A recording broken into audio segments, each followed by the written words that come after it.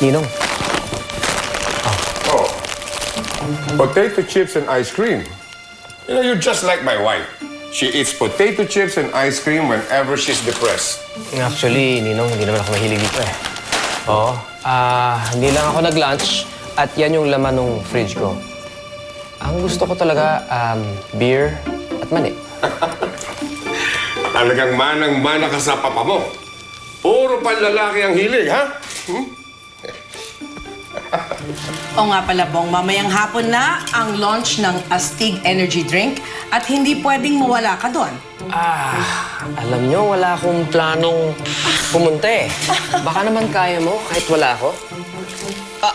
Bong, Yeah? hindi pwede.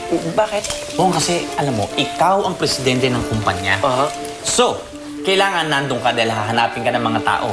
Siyempre, dapat nandun ka dahil launch ng produkto yon. At kailangan makita mo yung video dahil pasabog yun eh. Bong, tama sila. Pwede ka naman umalis after the event para magpahinga. But you have to attend the press con later. Okay, Ninong. Pupunta ako. Great! We'll see you there then. Okay. Sige. Yeah.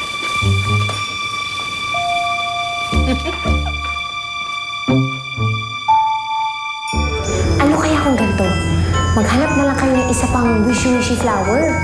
Tapos hilingin niyo doon na sana huwag matupad yung wish ni Daisy na huwag maging mommy yung daddy niya. Ano ka ba naman? Hindi pwede yun. Ang sabi sa wish commandments, hindi ka pwedeng mag-wish ng isa pang wish para kontrahin yun. Sorry, nagsasuggest lang naman. Ano ng plano mo? Hindi ko nga alam eh. Ang alam ko lang, kailangan kong tulungan si Daisy. Naaawa na ako sa kanya. Sinisisi niya yung sarili niya sa nangyayari sa daddy niya. Eh, alam mo, Winnie, kasalanan niya naman talaga eh. Siya ang humiling. At walang pumilit sa kanya kung anong i-wish niya. Hindi. Ako. Ako ang may kasalanan. Akong gumawa ng gulo. Kung hindi siguro ako nagpakita sa kanya, kung hindi ko siguro sinabing tungkol sa wishy-wishy flower, hindi mangyayari to. Ano kaya kung humingi ako kay Ada ng tulong? Siguro alam na kung paano ayusin to. Yan ang wag na wag mong gagawin. Sa oras na mabanggit mo ang tungkol sa mahiwagang bulaklak, sigurado maghihinala yun sa'yo. Ano ang gagawin ko? Desperado na ako sa solusyon. Bakit di pa natin sabihin kay Tito Wancho kung ano talagang totoong sakit ni Bong? Anak, bakit anong nagsaboy ng katalinuhan sa mundo? Kutsarita ang dala mo. Natural, hindi natin pwedeng ipaalam ang sikreto ni Bong dahil lalabas na sinisiraan natin siya. Hindi ba yun naman ang ginagawa natin? Sinisiraan natin siya para mapatalsik siya ng kumpanya. Pero hindi sa paraan na magmumukha tayong kontrabida. Kailangan, sa mata nila, mukha pa rin tayong mga anghel. Nang para sa ganon, tayo ang pagkakatiwalaan ng Tito Wancho mo na pumalit kay Bong. Gets mo? Alam mo, maselan ang impormasyon na hawak natin. And therefore, we should handle it with care. Huwag ka mag-alala. Dahil hindi matatapos ang araw na to na hindi sasabog ang mga sikreto ni Bong sa mga tao sa kumpanya ito. Oh, huwag mo naman ubusin yung mga tinanim namin dito sa garden. Ikaw talaga, lakas-lakas mo kumain. Ay, magandang araw po, mahal na Rina. Ani, mag-isa ka yata ngayon. Asan ang kaibigan mo si Winnie? Si Winnie ho? Kasama niya po si... ang ibig ko po sabihin, kasama niya po yung mga paru-paro. Naglalaro po sila sa kabilang hardin. Bakit po? Wala. Naitanong ko lang.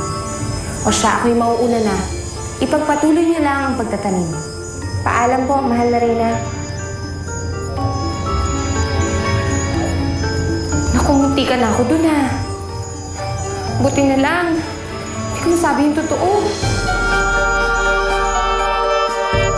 Sabi ko na nga ba, may tinatago si Winnie. Oh, ano balita, Winnie?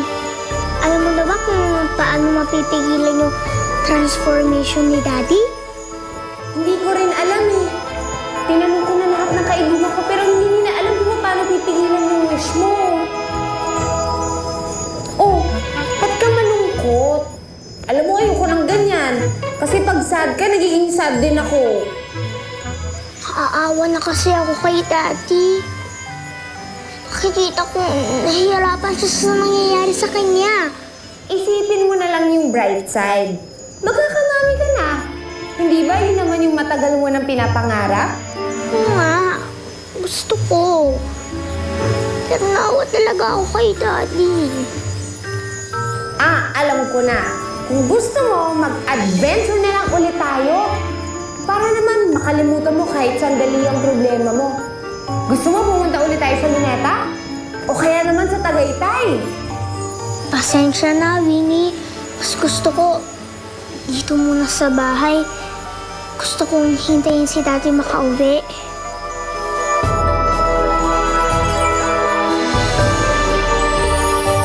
Aha. Kaya pala palaging wala ka. Kasama mo na naman yung batang yan. Lagot ka sa akin.